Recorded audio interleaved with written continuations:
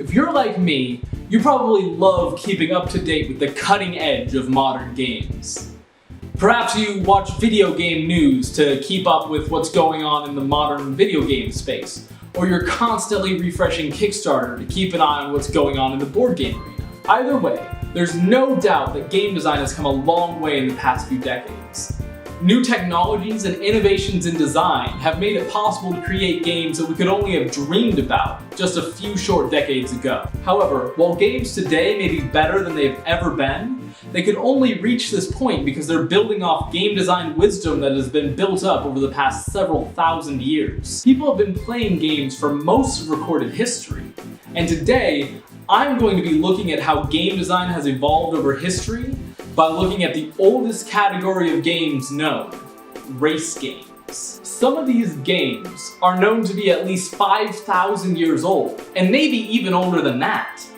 These games also had incredible staying power, being played consistently for thousands of years by some of the most influential figures in ancient history. And although they may be ancient, I believe there's still a lot to learn from these ancestors of modern games. Let's start our journey through history with the oldest board game that we have evidence for, a game known as SENET. There is evidence of SENET going back to 3100 BC. That puts it at over 5,000 years old.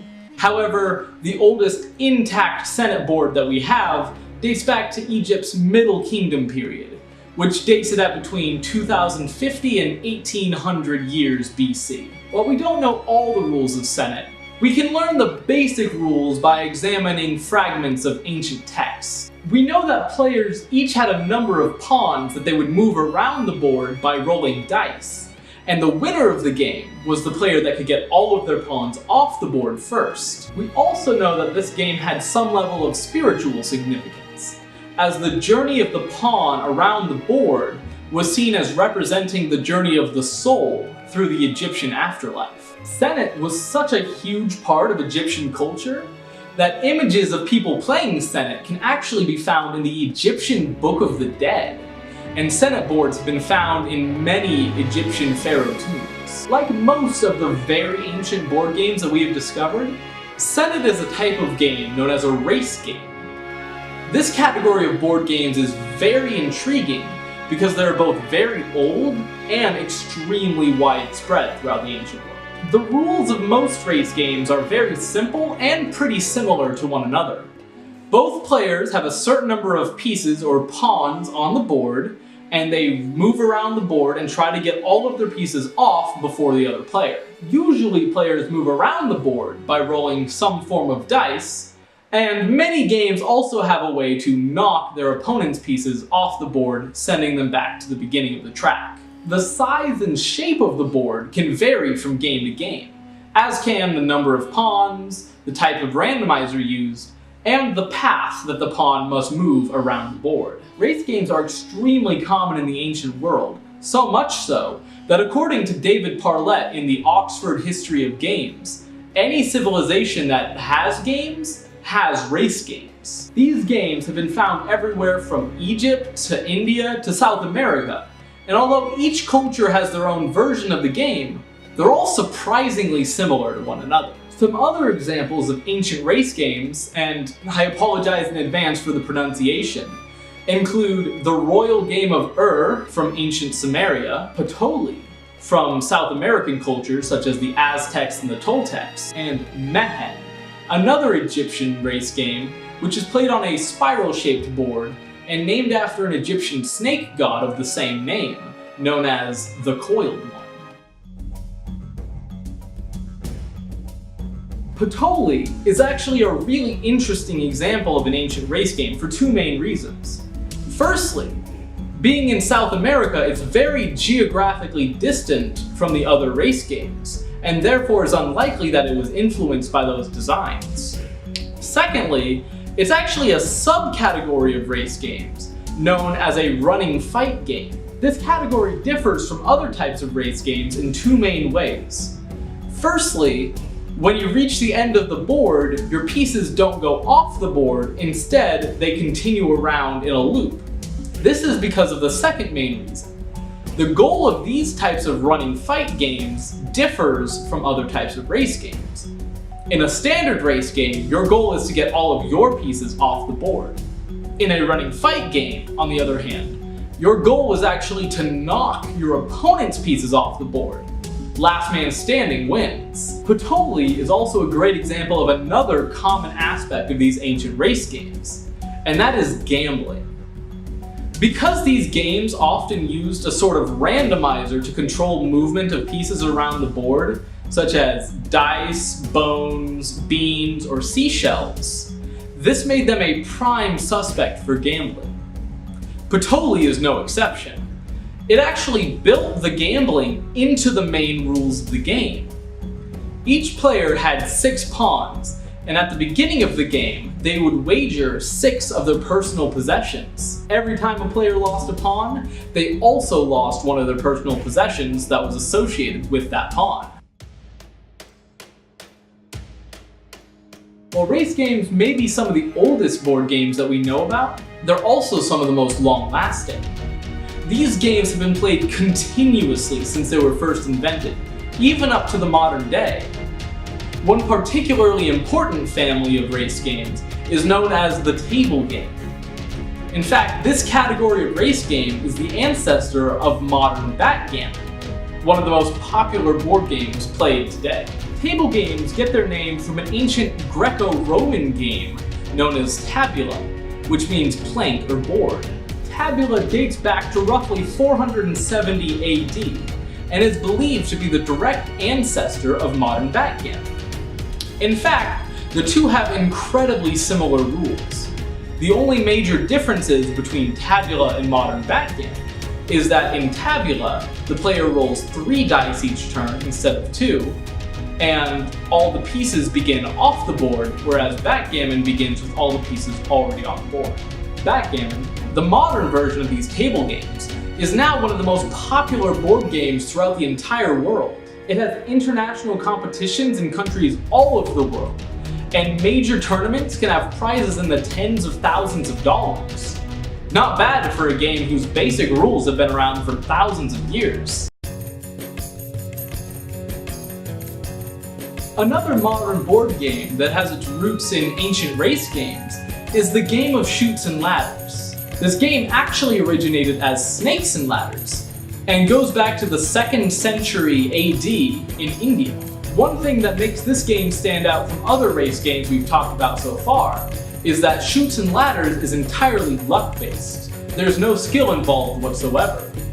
Instead, the goal of this game was actually to teach morality lessons to children. Morals were represented by the ladders, whereas vices were represented by the dangerous snakes. Another game that's part of the same family of race games as Chutes and Ladders is Pachisi, the ancestor of the modern games Parcheesi and Ludo. Pachisi is one of the first race games that we know of that allowed team play.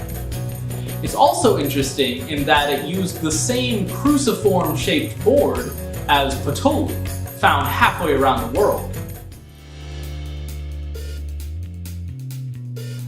Even after all this time, people are still coming up with new versions of the ancient race game formula.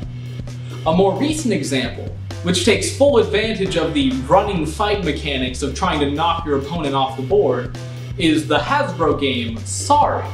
In Sorry, up to 4 players compete to move their pawns from their starting positions all the way around the board to an ending spot, all while trying to knock their opponent's pawns back to start. The basic gameplay of Sorry is very similar to Pachisi, with a couple modifications. The major innovation that Sorry makes is using cards to control player movement instead of dice. This allows both for more interesting movement options, such as moving backwards or switching places with an opponent, and it also allows greater control over the odds of various different movements coming up in the deck. Another relatively more recent race game which shook up the formula is Hare and Tortoise. Unlike Sorry, Hare and Tortoise worked to minimize the role of luck in the race game formula. It did this by getting rid of the use of a randomizer, such as dice or cards, to move pawns around the board. Instead, they allowed players to choose how much they wanted to move around the board by paying the in-game currency, carrots. The price of moving forward increased the more squares you wanted to move, which created an additional level of strategic depth that was missing from some of the more ancient race games in the past.